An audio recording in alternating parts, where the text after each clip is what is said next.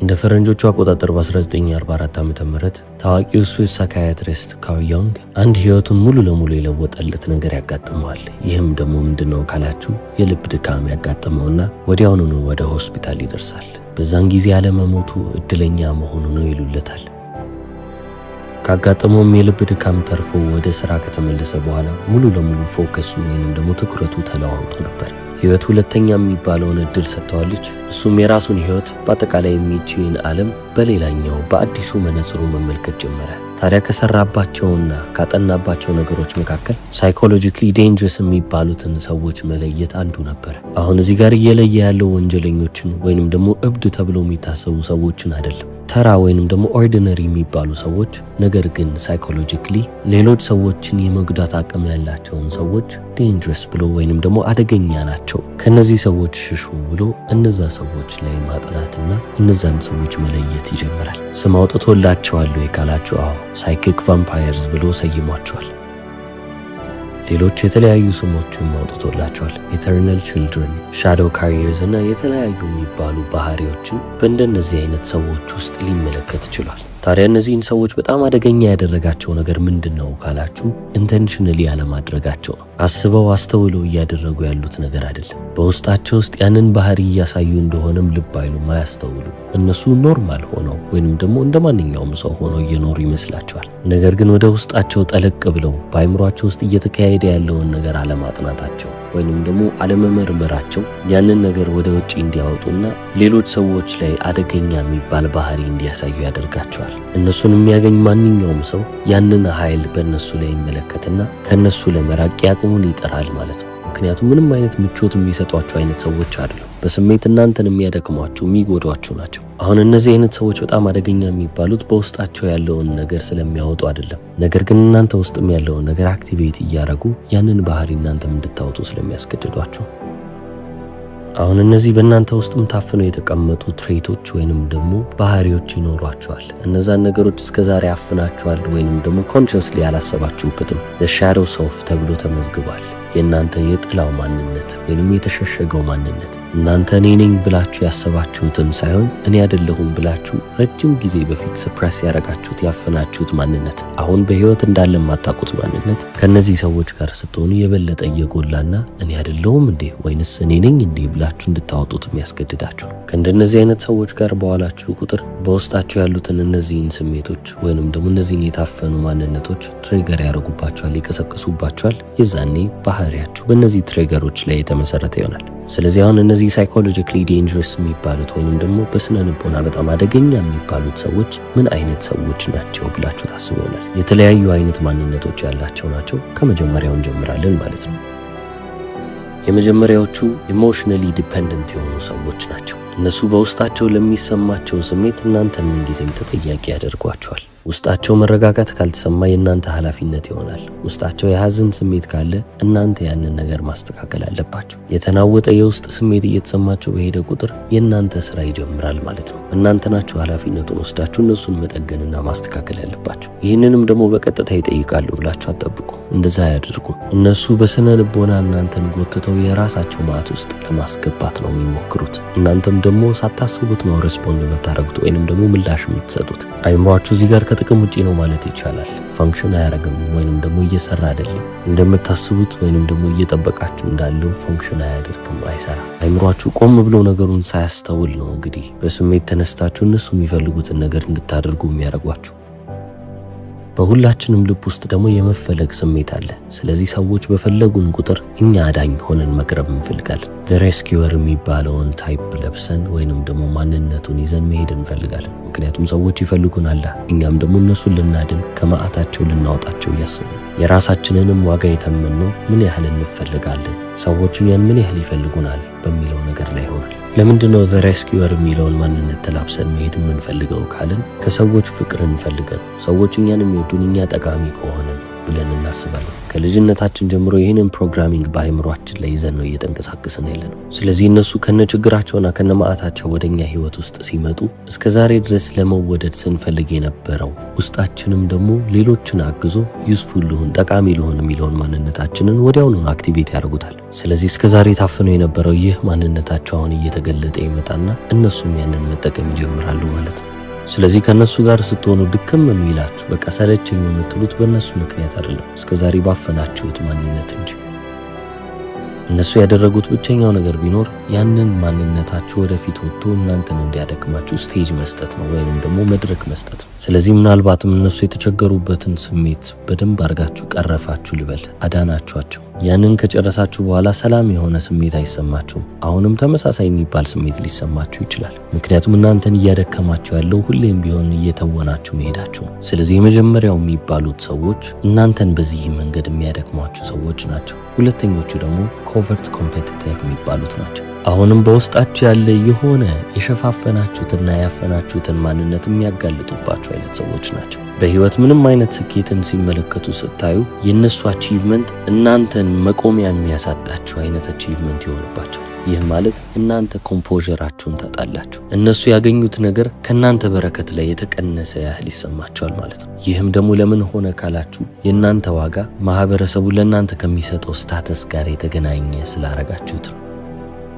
ስለዚህ ለራሳችሁ ያላችሁን ዋጋ በዛ መሰረት እየለካችሁ ስለምትሄዱ ልክ እነሱ ትልቅ የሚባል ደረጃ ላይ ሲደርሱ ወይንም ደግሞ ትንሽም የምትባል ስኬት ሲያገኙ እኔ እዚህ ቀርቼ እነሱ እኮ አሳኩ በቃ ለኔ ያበቃልኝ ብላችሁ ማሰብ ትጀምራላችሁ። አሁን ውስጥ ያለውን ያንን ማንነታችሁን ገልጠው የሚያሳዩባችሁ ሰዎች ሆነ ከነሱ ጋር ስትሆኑ ሁሌም ቢሆን ትለካላችሁ፣ ታወዳድራላችሁ፣ ታነጻጽራላችሁ። ጥሩ ዜና ብለው በነገሯችሁ ቁጥር ልባችሁ መጨነቅ ትጀምራለች። ታዲያ ይህም ስሜት ደግሞ ስለናንተ የሚናገረው ብዙ ነገር አለ። the shadows of የሚባለውን ወይንም ደግሞ በውስጣችሁ አፍናችሁ ከልላችሁ ያስቀምጣችሁት ማንነታችሁ እየወጣ እየታየ ነው ማለት ነው። የራሳችሁን ዋጋ እንዴት ከስታተስ ጋር ወይንም ደግሞ ማህበረሰቡ ከሚሰጣችሁ ቦታ ጋር እንዳገናኛችሁት፣ በተጨማሪም ደግሞ ያልመረመራችሁት እምነት በውስጣችሁ እንዳለ ያመለክታል። ሁለት ሰዎች በአንድ ክፍል ውስጥ ካሉ አንዱ ብቻ ነው የሚያልፍለት፣ ሁለቱም በተመሳሳይ ሰዓት፣ ሁለቱም በእኩል መጠን ሊያድጉ አይችሉም የሚል እምነትን ተሸክማቸዋል ማለት ነው። ታዲያ ካርል ዮንግ እንደሚናገረው ከሆነ ይህንን እምነት በብዙ ሰዎች ላይ ይመለከቷል። ይህ ሻዶው ሰው በጣም ኮመን የሚባል ነው፣ የተለመደ የሚባል ነው ይላል። ስፔሻሊም ደግሞ ፕሮፌሽናል የሚባሉ ሰዎችን ከተመለከታችሁ፣ ትላልቅ ኮርፖሬሽኖች ውስጥ የሚሰሩ ሰዎችን ካያችሁ፣ አንድ ላይ በጋራ እየሰሩ ያሉ ሰዎች ሁለቱም በውስጥ አዋቂነት እየተፋለሙ ነው። ያቺን ቦታን ያገኛታለሁ ከሱን ይበልጣለሁ የሚል ፉክክር ውስጥ ነው ያሉት። ይህንንም ደግሞ ማመን አይፈልጉም። ለምንድነው የማያምኑት ወይንም ደግሞ አክኖሌጅ የማያደርጉት? ይህንን ነገር ተመልክተው አዎ እንዲህ እያረኩ ነው የማይሉት ካላችሁ፣ አክኖሌጅመንት አንድን ነገር ይጠይቃል። አዎ ይህንን ነገር እያደረኩ ነው ብላችሁ ማመናችሁ ያንን ኢንሴኪዩሪቲ፣ አዎ እኔ ከሰው ያነስኩ ይመስለኛል፣ ይሄ ነገር ይጎለኛል ብዬ አስባለሁ ብሎ ማመንን ይጠይቃል። እቺንም ደግሞ እውነታ መቀበል አይፈልጉም። ወደ ሶስተኞቹ አይነት ሰዎች ስናልፍ ደግሞ ስትራቴጂክ ዊትሆልደር የሚባሉት ናቸው። እነዚህ ሰዎች በእናንተ አይን ትልቅ ቦታ አላቸው፣ ምክንያቱም ተቀባይነታቸውን በቀላሉ የማይሰጧችሁ ሰዎች ስለሆኑ። የሰው ልጅ እዚች ምድር ላይ አጥብቆ ከሚፈልጋቸው ነገሮች መካከል ሁለት ነገሮች አሉ። የመጀመሪያው ፍቅር ነው፣ ሁለተኛ ደግሞ ተቀባይነት ወይንም ደግሞ አፕሩቫል። ከነዚህ ሰዎች ይህንን አፕሩቫል ታገኛላችሁ፣ ነገር ግን መቼም ቢሆን ኮንሲስተንትሊ አይሰጧችሁም፣ ወይንም ደግሞ በተደጋጋሚ እናንተን ሲቀበሏችሁ ወይንም በእያንዳንዱ ነገር ላይ የእነሱን አክሴፕታንስ እያገኛችሁ መታልፉ ሰዎች አትሆኑ። ስለዚህ ያ ደግሞ እናንተን ያስጨንቃችኋል። ለምንድነው ሁሌ የማይቀበሉኝ ትላላችሁ። ልክ እናንተ ማያፈቅራችሁን ሰው ማባረር እንደምትወዱት ሁሉ የእነሱንም አፕሩቫል ለማግኘት ሁሌም ቢሆን መልፋት የምትፈልጉ ሰዎች ትሆናላችሁ። እነሱም ያዝ ለቀቅን ማድረግን ያውቁበታል። አልፎ አልፎ አፕሩቫልን ወይም ደግሞ ተቀባይነትን ሲሰጧችሁ ተስፋችሁ ብድግ እያለ ይመጣል። ነገር ግን በፍጹም እንዳትተማመኑባቸውም ያቺን መተማመኛችሁን ይወስዱባቸዋል። ማለትም ደግሞ ሁሌም ቢሆን አፕሩቭ ያደረጓችሁም ወይም ደግሞ ተቀባይነታቸውን ያሰጧችሁ። ስለዚህ እናንተ ሁሌም ቢሆን እያባረራችሁ የምትሄዱት ለዛች ተቀባይነት ስሜት ይሆናል ማለት ነው። ስለዚህ እነሱም በውስጣችሁ አክቲቬት እያደረጉት ወይም ደግሞ እየቀሰቀሱ ያሉት ማንነት ምን አይነት ነው ካላችሁ፣ የምወደደው ያንን ነገር ሳገኝ ነው ብሎ የሚያስበው ማንነታችሁ። አንድ ሰው ለመወደድ እርን ማድረግ አለበት የሚል እምነታችሁ በገሃዱ ዓለም እየተገለጠ ይመጣል። ስለዚህ ለመወደድ ወይንም ደግሞ ለመፈቀር እዚች ምድር ላይ ብዙ ነገር መስራት አለብኝ፣ ያንን ዲዘርቭ የሚያደርግ ሰው ወይንም ደግሞ የሚገባኝ ሰው መሆን አለብኝ ብላችሁ እንድታስቡ ያደረጋችሁን እምነት አጋልጠው ያወጡታል። ይህም እምነታችሁ ከየት መጣ ካላችሁ እስከ ዛሬ ድረስ በነበራችሁ ማንኛውም አይነት ግንኙነት ያገኛችሁት እምነት የሰውን ትኩረት ለማግኘት መከራችሁን እየበላችሁ መጣችኋል። ስለዚህ ያቺ መከራ የእነሱን ትኩረት ለማድረግ ልክ እንደ ክፍያ ተብላ ትቆጠራለች። ስለዚህ እምነቱ ሁሌም ቢሆን በአይምሯችሁ ውስጥ ይኖራል። የሰዎችን ተቀባይነት ለማግኘት የሚገባኝ ሰው መሆን መቻል አለብኝ፣ ስለዚህ ያንን ደግሞ ፕሩቭ ላርግ ወይንም ደግሞ ላስመስክር የሚል ሩጫን ያካተተ ይሆናል። ስለዚህ እየደከማችሁ ትሄዳላችሁ። ስለዚህ ከእንደነዚህ አይነት ሰዎች ጋር ስትሆኑ ሁሌም ቢሆን ፐርፎርም የምታደርጉ ወይንም ደግሞ የምትተውኑ ሰዎች ነው የምትሆኑት። እነሱ ያንን ተቀባይነት እንዲሰጧችሁ ያንን ሪስፖንስ ከነሱ ለማውጣት ብላችሁ እናንተ ያንን ስራችሁን እየሰራችሁ ታልፋላችሁ። ትወና ማለት ደግሞ ትክክለኛ ማንነታችሁ ሳይሆን ሌላኛው። ለእናንተ ግን ይህ ነገር በጣም ትክክል የሆነ ነገር ነው የሚመስላችሁ ወይንም ደግሞ እንደ ኮኔክሽን አድርጋችሁ ታስቡታላችሁ። እኔና እሷ እየተቀራረብን ነው፣ እየተዋደድን ነው ወይንም ደግሞ የበለጠ ኮኔክትድ ሆነናል ብላችሁ እንድታስቡ ነው የሚያደርጋችሁ። ካርል ዩንግ እንደሚናገረው ከሆነ ደግሞ ለእናንተ ትክክለኛ ኮኔክሽን፣ ትክክለኛ ግንኙነት የሚመስላችሁ የእናንተን ትክክለኛ የሚባለውን ቁስል አግኝቶ ያንን ስላነፈረቀላችሁ ነው ይላል። ይህ ቁስል የመጣው ምናልባትም ከፍቅር ግንኙነታችሁ ሊሆን ይችላል። በዛ ሰው ለመወደድ ብላችሁ የዛን ሰው ትኩረት ለማግኘት ብላችሁ ብዙ ለፍታችሁ በመጨረሻም ደግሞ ያገኛችሁበት መንገድ ሊሆን ይችላል። ስለዚህ አይምሯችሁም ልቦናችሁም የሚመዘግበው እኔ እዚች ምድር ላይ ለመወደድ ግዴታ የነሱን ትኩረት የነሱን አቴንሽን ማግኘት አለብኝ በሚል መንገድ ይሆናል። ስለዚህ the withholder የሚባሉት አይነት ሰዎች በህይወታችሁ ውስጥ ሲመጡ ያንን ስሜት ኦሪጂናሊ ክሬት ያደረጉባችሁ ሰዎች አይደሉም። ነገር ግን እስከ ዛሬ ድረስ የነበረውን ቁስላችሁን ገልጠው ደግሞ ኤክስፖዝ የሚያደርጉባችሁ ወይንም ደግሞ የሚያሳዩባችሁ አይነት ሰዎች ይሆናሉ። እነሱ ባይኖሩም ሌሎች ነገሮች እየተፈጠሩ ይህ የተደበቀ ማንነት እየወጣ መምጣቱ አይቀርም። ትጋለጣላችሁ። የምትጋለጡት ግን ለምንድን ነው? ወደ ራሳችሁ ውስጥ ተመልክታችሁ ያንን ችግር እናንተ ራሳችሁ ስላላያችሁት ወይንም ደግሞ ኤግዛምን ስላላረጋችሁት፣ ስላልፈተሻችሁት በውስጣችሁ ያለውን ቁስል ትመለከቱትና እናንተ ፈተሻችሁ መድኃኒቱ ይሄ ነው ብላችሁ ለራሳችሁ መፍትሄ ካላመጣችሁ ያንን ቁስል የሚያጋልጡ ብዙ ሰዎች ይመጣሉ። ስለዚህ አሁንም ካርል ዩንግ ሳይኮሎጂካሊ ዴንጀርስ ብሎ ከመዘገባቸው ሰዎች ውስጥ አራተኞቹን እንመልከት። ኬዮስ ካሪየር ይባላሉ። ቀውስን የሚሸከሙ ናቸው። ህይወታቸው በክራይሲስ ወይንም ደግሞ በቀውስ የተሞላ ነው። እነሱም ደግሞ ከናንተ ጋር ዋሉ ማለት ወይንም ደግሞ ከነሱ ጋር በምንም አይነት መንገድ ኢንጌጅ አረጋችሁ ማለት የናንተም ህይወት የናንተም አካባቢ ልክ እንደነሱ ቀውስ የሞላበት ይሆናል።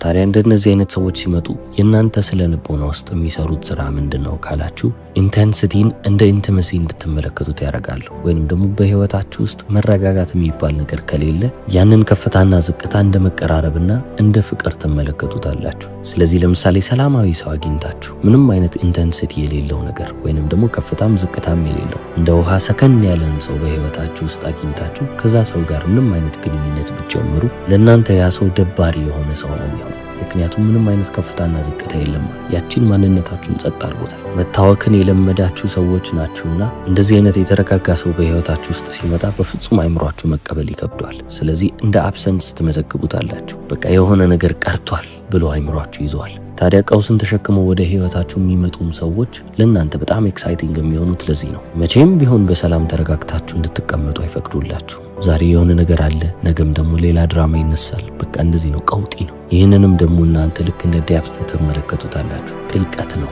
በቃ ኮኔክሽናችን በጣም የጠበቀ ስለሆነ ነው ብላችሁ ትሸወዳላችሁ። ለእናንተ ትርጉም ያለው ነገር ይመስላችኋል ማለት ነው። ሪሌሽንሽፓችሁ ወይንም ደግሞ ግንኙነታችሁ ማተር እንደሚያደርግ ዋጋ እንደሚሰጠው የሚያሳየኝ ማስረጃ ነው ወይንም ደግሞ ፕሩፍ ነው ትላላችሁ። ለምንድን ነው ይሄ እንደ ፕሩፍ የሆነው ወይንም እንደ ማስረጃ የሆነው ካለን ደግሞ በአይምሯችሁ ውስጥ አንድ እምነት አለ። በህይወት ውስጥ በጣም ትርጉም ያላቸው ወይንም ደግሞ ጥሩ የሚባሉ ነገሮች እንዳለ ፈተና ይኖራቸዋል፣ ከባድ ናቸው ብሎ አይምሯችሁ ስለመዘገበው ነው። ስለዚህ አሁንም በዚህ መናወጥ ውስጥ ሁሌም ቢሆን እየኖራችሁ የምታልፉ ሰዎች ትሆናላችሁ። መቼ ነው የሚያበቃው ካላችሁ ራሳችሁን ኤግዛምን ያደረጋችሁ ጊዜ ወይንም ደግሞ ራሳችሁን ፈተሻችሁ ሰላምን አልፈልግም ያለውን ማንነታችሁን እስካልተጋፈጣችሁ ድረስ ህይወታችሁ አሁንም ምስቅልቅል እያለ ይሄዳል። ወደ አምስተኛው ሰው ደግሞ እንለፍ።